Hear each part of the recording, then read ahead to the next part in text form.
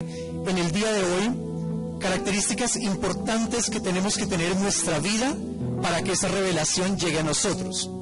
Solamente resumiendo un poco lo que hablamos la semana pasada, veíamos en las palabras del Señor Jesucristo que hablaba con sus discípulos y en oración se expresaba y decía: te alabo, oh Padre, porque tú escondiste estas cosas de los sabios y entendidos y se las diste a conocer o se las revelaste a los niños.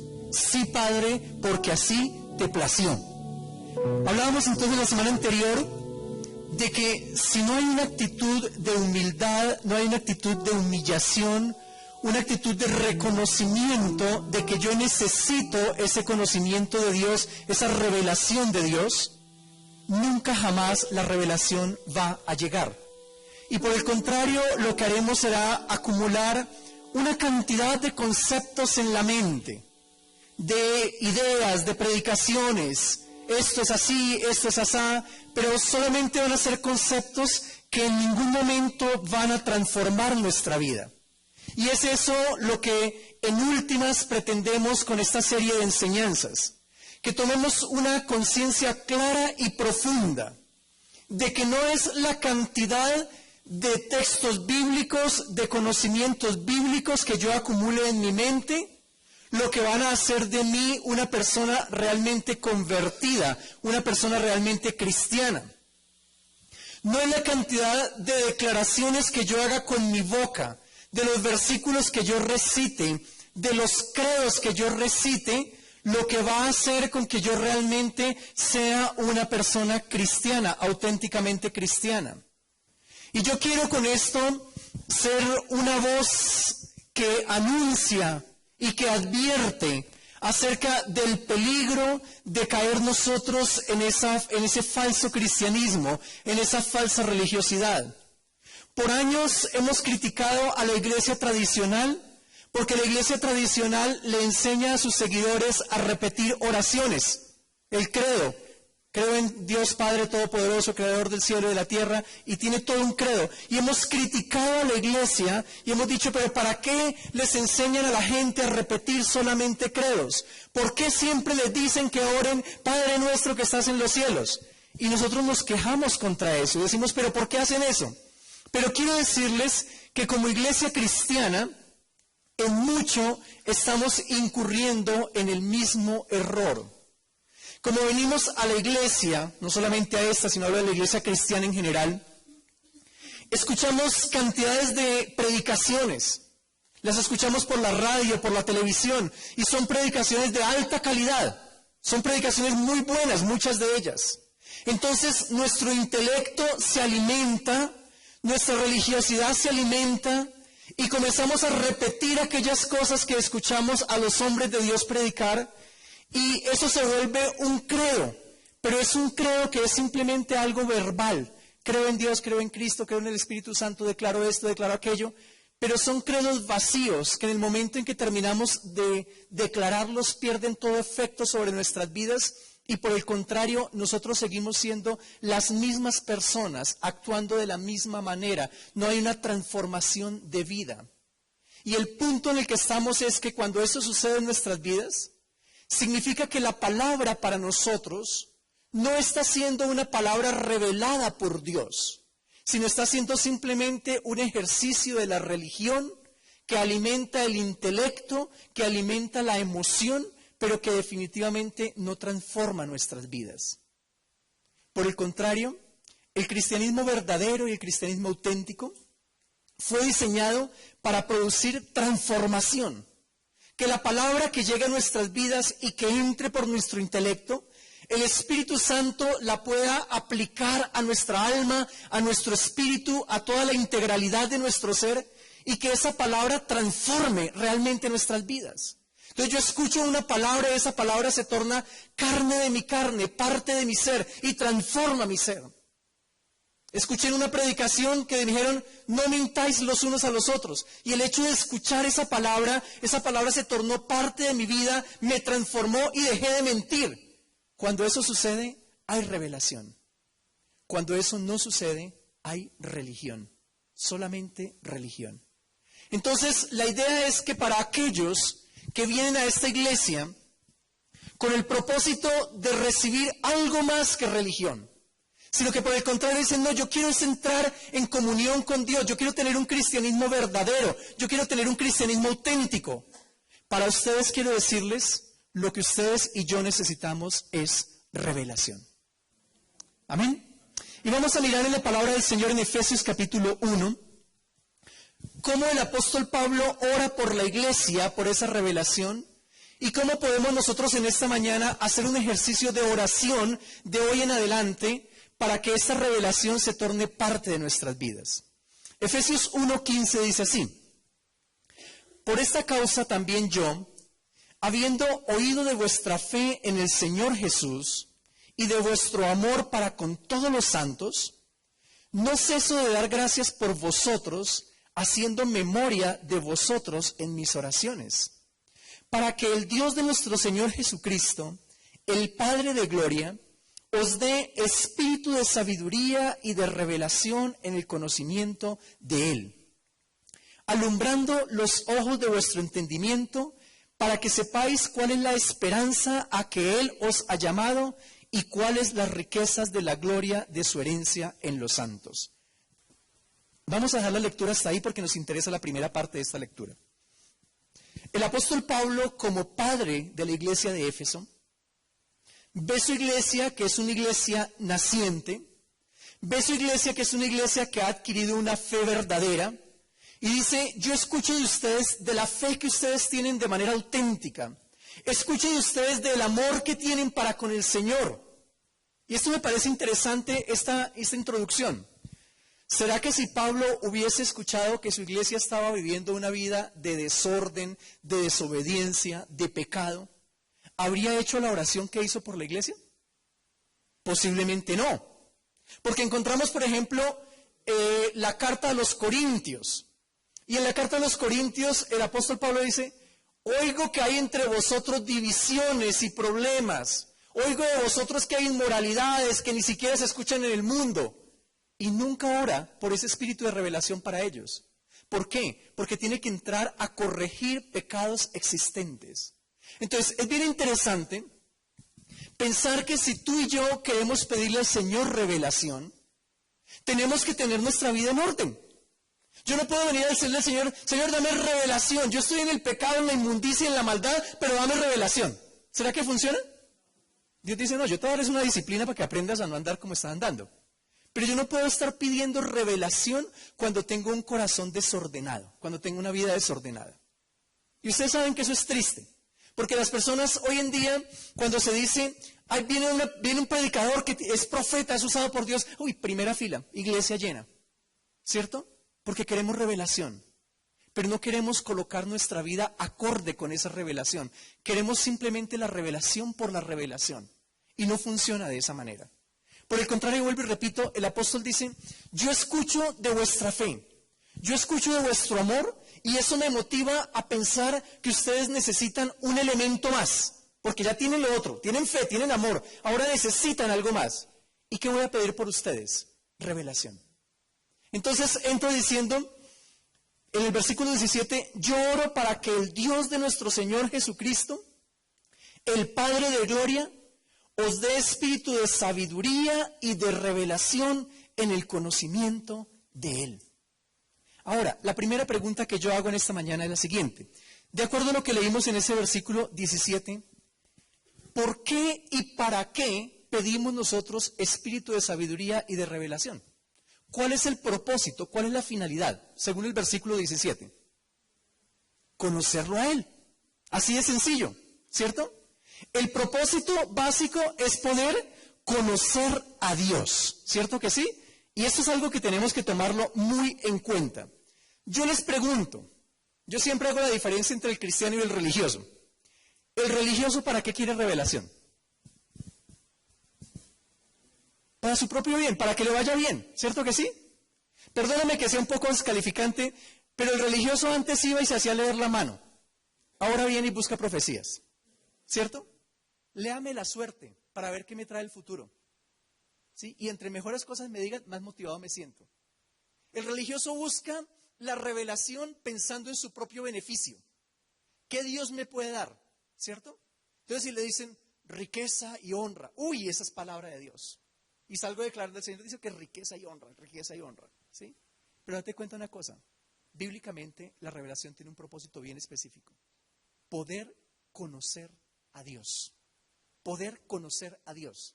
Porque la riqueza, la honra, la salud, todas esas cosas son una añadidura que van a llegar.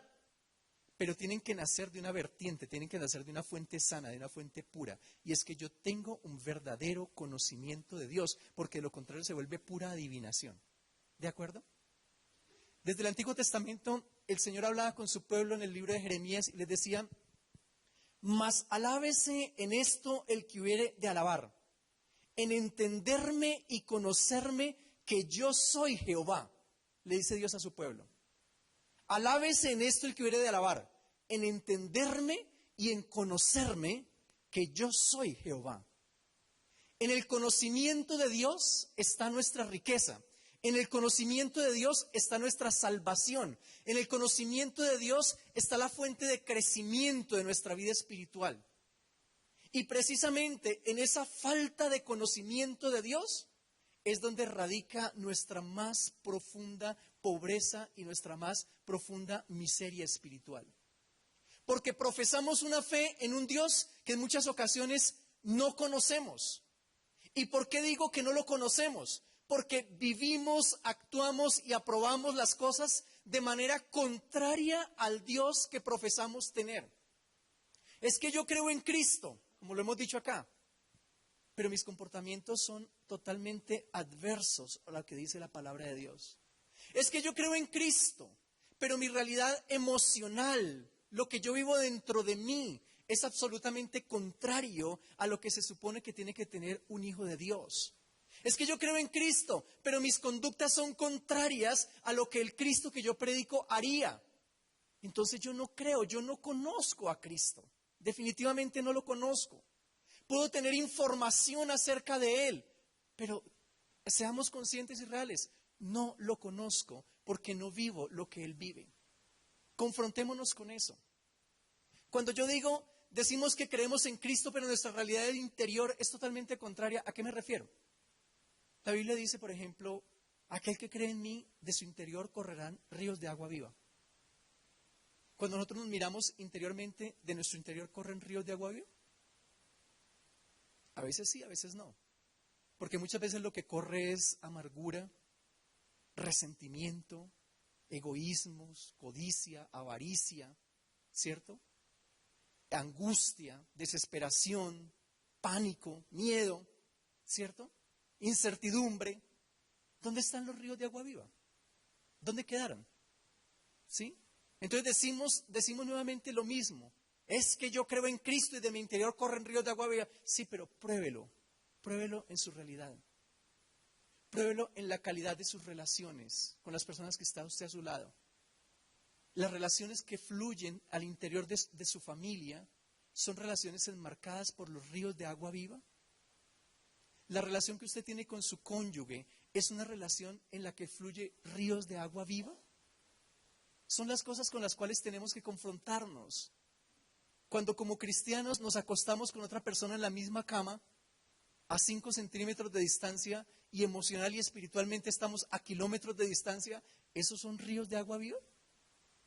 Cuando lo que hay es frialdad y sequedad en las relaciones, ¿esos son ríos de agua viva?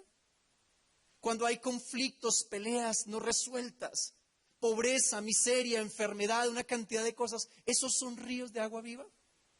No, no lo son. Entonces de eso se trata. Se trata de que Dios dice, yo quiero que ustedes me conozcan de una manera verdadera. Y conocer a Dios es que lo que Dios es y lo que Dios dice que nosotros podemos ser de acuerdo a tenerlo a Él en nuestro corazón, se torne algo vivo, algo real. Y que yo pueda decir, no, mira, yo sí conozco a mi Dios. Es evidente que conozco a mi Dios porque definitivamente ese Dios vive dentro de mí. Ese Dios ha transformado mi realidad. Y yo quiero que tú te desafíes en esta mañana frente a eso. El apóstol decía, yo oro para que ustedes tengan sabiduría y revelación para que puedan conocer al Señor. Y que tú puedas salir de aquí con ese desafío diciendo, definitivamente, yo vine a esta iglesia fue para poder conocer de una manera real y de una manera auténtica a mi Dios. Yo no vine a alimentarme de religión, yo no vine a buscar beneficios pasajeros, que Dios me dé, que Dios me haga. No, yo vine fue a conocer a Dios. ¿Amén? ¿Estamos en eso? Yo quiero que tengamos unidad en eso. Tengan la absoluta fe de que si eso es real en nuestras vidas, lo demás va a llegar como una añadidura y va a llegar en abundancia, como ya ha llegado, como muchos han experimentado que ya ha llegado y aún va a llegar de una manera mucho más grande. Pero tenemos que colocar un foco, colocar un objetivo muy claro y decir a qué vine yo y por qué estoy siendo yo cristiano. Entonces el foco es, yo soy cristiano porque yo estoy para conocer a mi Dios. Yo estoy para conocer a mi Dios y poder que mi vida sea una vida que refleja ese conocimiento de Dios. Quiero pensar como mi Dios piensa. Quiero sentir como mi Dios siente. Quiero relacionarme como mi Dios se relaciona. Quiero actuar como mi Dios actúa, porque yo conozco a mi Dios. ¿Amén? ¿Estamos ahí? Si estamos ahí, todo el mensaje toma sentido. Si no, cualquier mensaje hubiera podido usted escuchar esta mañana. El Padre, Chucho, cualquiera hubiera servido en esta mañana. En serio que sí. Pero si estamos en esto, entonces esta es la palabra de Dios para su vida. Muy bien. Cuando Él dice, yo oro para que ustedes tengan espíritu de sabiduría, ¿a qué se refiere? ¿Qué es la sabiduría? Un concepto sencillo. La sabiduría es la capacidad de unir lo práctico con lo teórico. En un concepto muy sencillo de sabiduría. ¿Qué es una persona sabia? Una persona sabia es aquella persona que tiene la capacidad de unir lo que conoce en lo teórico con lo que a la persona hace en lo práctico. Y eso es una persona sabia. Coloquemos un ejemplo simple. ¿Cuántos sabemos que si comemos mucha grasa, mucha sal, mucho azúcar, nos enfermamos? ¿Todos sabemos? Bueno, listo. Entonces no hay que dar ningún seminario sobre salud acá. Todos sabemos. La pregunta es, ¿y cuántos lo hacemos? ¿Cuántos al comer nos cuidamos de decir, yo no me como esa fritanga porque no tiene demasiada grasa? No le echo más sal a la sopa porque esa sal me va a subir la tensión. ¿Para qué como más azúcar si eso se va a volver grasa en mi cuerpo y me va a hacer daño? Algunos sí lo hacen. Creo que la sociedad bogotana es una sociedad muy light, ¿cierto? La mayoría. Pero para muchos no. Muchos saben, si eso la grasa enferma, páseme una fritanguita aquí. ¿Cierto que sí? Uy, la sal es dañina, la sal es un daño para el organismo, ¿cierto? Y le vamos echando la sopa. Cuando yo conozco, pero yo no vivo, entonces sencillamente lo único que tengo yo es conocimiento. Solamente conocimiento. Sabiduría es cuando aquello que yo conozco lo puedo colocar en la práctica y se torna parte de mis costumbres, de mi conducta, de mi esencia, de mi ser. Entonces yo soy sabio en mi forma de comer, porque yo conocí cuál era el equilibrio dietético que se debería tener, nutricional, y yo lo estoy aplicando a mi vida. En ese momento yo soy una persona sabia. Ahora, aplique eso al espiritual. Una vez más, ¿cuánto de lo que usted conoce de la palabra de Dios usted lo está viviendo? ¿Qué porcentaje de lo que usted conoce de la Biblia lo está viviendo? Porque el porcentaje que usted está viviendo, en ese porcentaje usted es sabio. En el otro porcentaje usted o yo somos religiosos. Todo lo que yo conozco, pero que no aplico, que no vivo, que no hay una coherencia entre lo teórico y lo práctico, hace de mí una persona religiosa.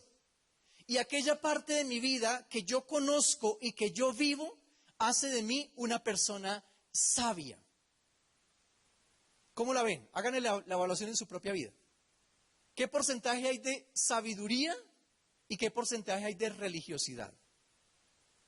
¿Cuántos van por 50-50? ¿Ninguno? ¿80-20?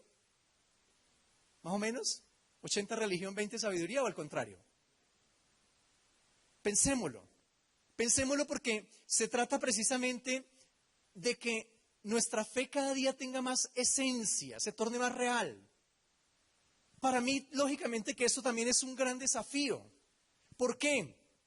La Biblia, por ejemplo, yo no sé en cuántos pasajes de la Biblia el Señor le dice a su pueblo, no temáis. No temáis lo que te pueda hacer el hombre, no temáis del día de mañana, no temáis por vuestras necesidades, no temáis, no temáis, no temáis. Y lo repite. Una palabra que Dios nos dio de manera profética por medio del pastor Elías cuando vino acá, el último ayuno que tuvimos. Él nos dio una palabra para la iglesia en Isaías 44. Y en ese texto de Isaías 44 habla mucho de no temer. Dice, no tenga miedo, no tema. Dice, yo soy un Dios fuerte, dice Dios, y no conozco a ningún Dios después de mí. Sí, como diciendo, oiga, no le tenga miedo a nadie, que yo estoy en el control de todo. Yo lo conozco en mi mente. Yo lo tengo aquí en mi mente. Pero pregúntame cuánto de eso logro vivir en mi vida. Para decir, no, yo no tengo temor de nada. Yo estoy tranquilo, confiado, no pasa absolutamente nada. Escuchaba predicar a Cash Luna sobre un texto que predicaba el salmista David y decía, en paz me acostaré y asimismo dormiré, porque solo tú, oh Jehová, me haces vivir confiado. Y decía él, adivina dónde estaba David en ese momento. Estaba en una tienda de campaña porque estaban en guerra. Oiga, ese tipo es de admirar. Está en un campo de batalla y llega y dice, en paz me acostaré, así mismo dormiré, sabiendo que el otro día se va a agarrar a espada con otro. ¿Usted dormiría? Oiga, difícil. Y el tipo dormía, el tipo descansaba. Yo me lo imagino levantándose con esos ojos hinchados después de haber dormido y dice, bueno, vamos a matar otra vez hoy porque tocó matar. Pero durmió, descansó. Eso es genial. ¿Sí me entiende? Esa es una persona sabia. Porque lo que conoce de Dios, lo vive. Y eso le produce descanso. Volviendo al texto de Isaías, todos sabemos que nuestro Dios nos dice, oiga, ustedes son mis hijos, no tengan miedo de nada. Aún los cabellos de su cabeza están contados, ni uno de ellos cae por tierra sin que sea mi voluntad.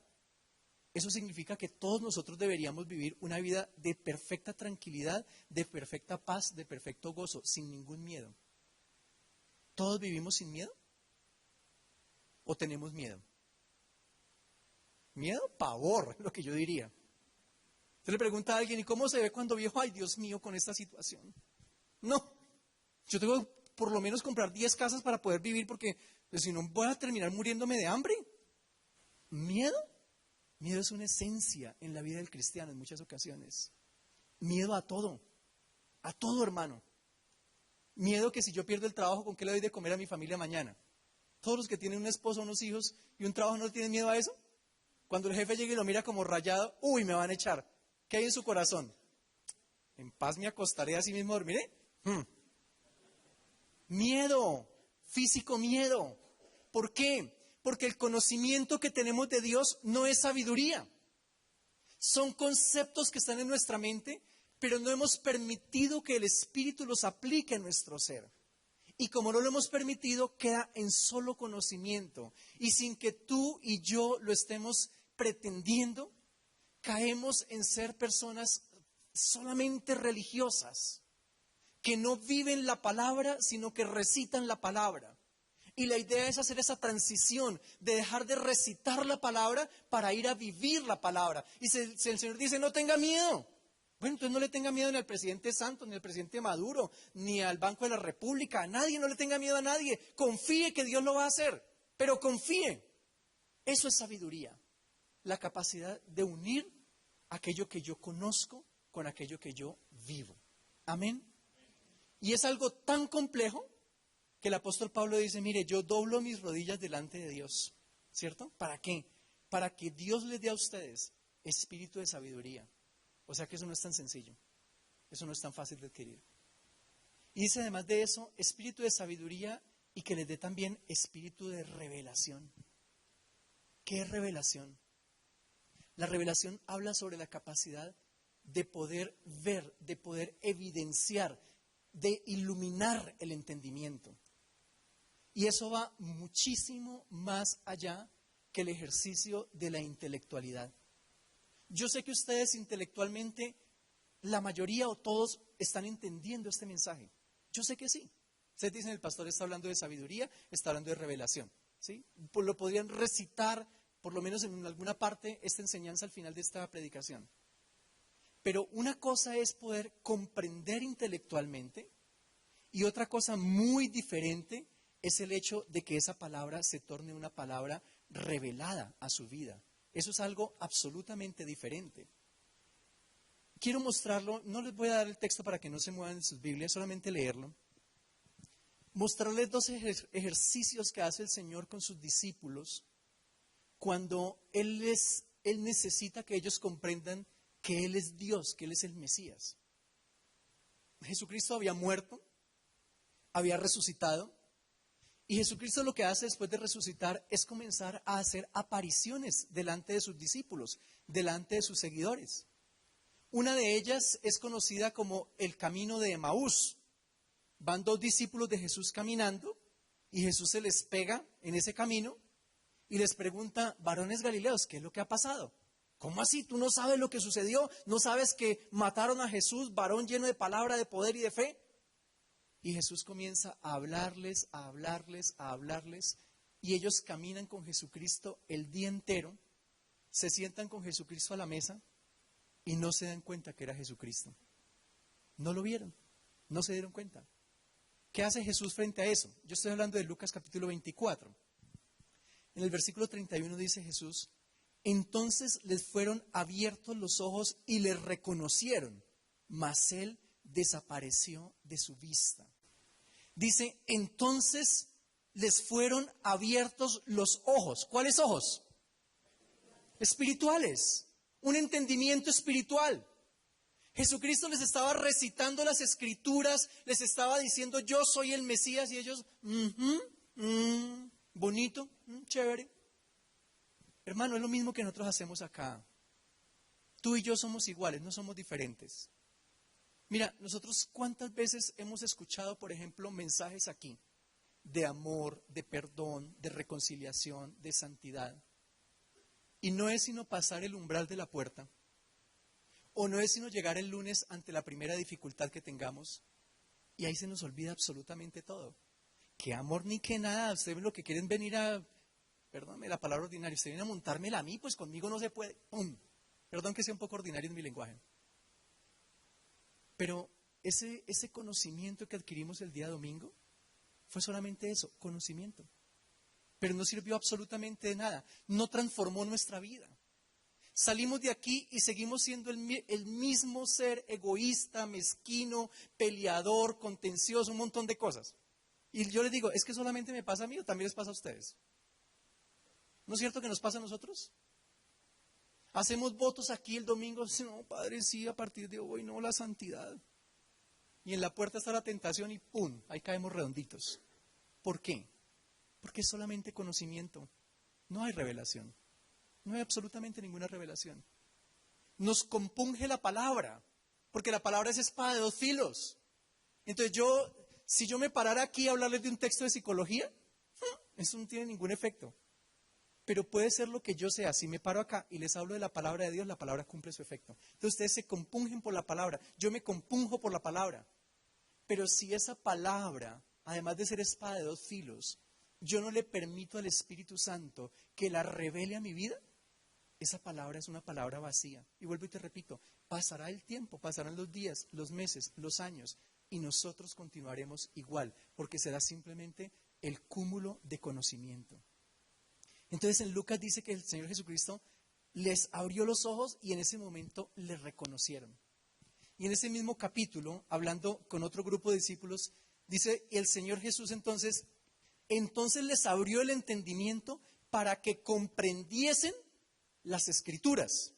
Lucas 24:45 estoy leyendo.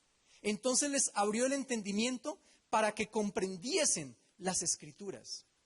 En el momento en que Jesucristo les abre el entendimiento, ellos comprenden. ¿Y es que antes no habían comprendido? Acuérdate que los discípulos se sentaban con Jesús y le decían: Jesús, ¿qué es lo que tú querías decir con la parábola del sembrador? Y el Señor Jesús les decía: venga, yo les explico. El sembrador, la semilla es la palabra, las aves del campo son los espíritus que roban la palabra, bueno, un montón de cosas. Y les explica y dice: ¿pero cómo así?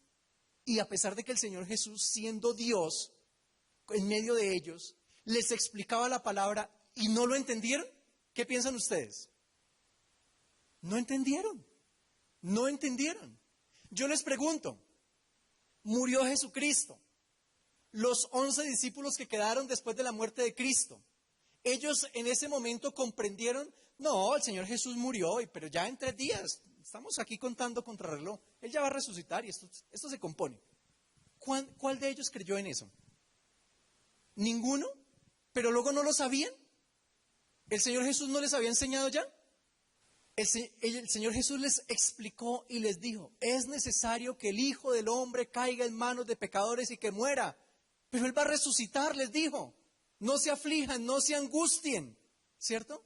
Claro que les dijo todo eso, pero a pesar de todo, ellos no lo creyeron. Y ustedes encuentran a los discípulos, por ejemplo, a Pedro diciendo, yo voy a volver a pescar.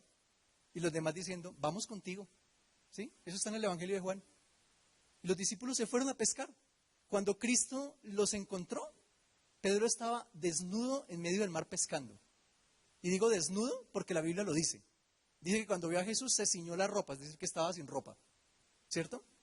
Y ellos estaban todos allá, toda la noche pescando. Pedrito, Juanito, todos estaban allá.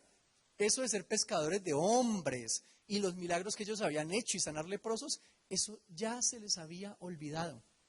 Y ellos dijeron, pues fue bonita, fue una experiencia chévere. Lástima que mataron al hombre, ¿no? Si hubiera quedado, hubiera sido chévere. Hasta ahí llegó su fe. Por eso cuando Jesucristo resucita y se aparece a ellos, dice que les abre el entendimiento para que ellos puedan saber y puedan entender las Escrituras. Y a partir de ese momento se convierten. En otro pasaje, después de la resurrección, dice que Jesucristo se aparece a ellos y dice que les sopla el Espíritu Santo. ¿Sí? Toda la obra de Dios para que sus discípulos puedan llegar a convertirse. Entonces, nosotros, tú y yo, no somos ajenos a ese proceso. Tú y yo necesitamos que el Espíritu Santo haga esa misma obra en nosotros. Que el Espíritu Santo nos revele al Padre. Que el Espíritu Santo nos revele la palabra. Necesitamos eso, revelación. Y el apóstol entonces dice, yo oro para que ustedes tengan espíritu de sabiduría y que tengan espíritu de revelación en el conocimiento de Dios. Revelación en el conocimiento de las Escrituras. Si el Espíritu Santo te revela a ti lo pecaminoso que es la mentira, tú no vas a volver a mentir. Yo no voy a volver a mentir. Pero mientras el concepto de mentira sea un concepto religioso, pues sí, la Biblia dice que no tenemos que mentir, pero es que toca, las mentiritas sociales son necesarias. ¿Cuándo usted puede hacer un negocio sin mentiras? Toca mentir. Mientras usted piense eso, la mentira va a ser parte de su vida, absolutamente parte de su vida. Para muchos, por ejemplo, el concepto del perdón es un concepto de debilidad. El concepto de humildad es un concepto de debilidad. Y está en la Biblia. Y usted lo entiende. La Biblia dice, tenemos que perdonarnos los unos a los otros, así como Dios nos perdonó. Y lo entendemos acá. Dice, si no nos humillamos como un niño, no podemos heredar el reino de los cielos. Y nuestra mente recibe el concepto del perdón y el concepto de la humildad, pero nuestro interior lo lee como si fuera un concepto de debilidad. Que yo le pida perdón a usted, que yo me torne humilde, para que usted entonces se aproveche de mí. Eso no lo voy a hacer nunca, ¿cierto? Entonces, si el Espíritu Santo no te revela a ti y no me revela a mí, la gloria, la dicha, la grandeza del perdón, la grandeza de la humildad,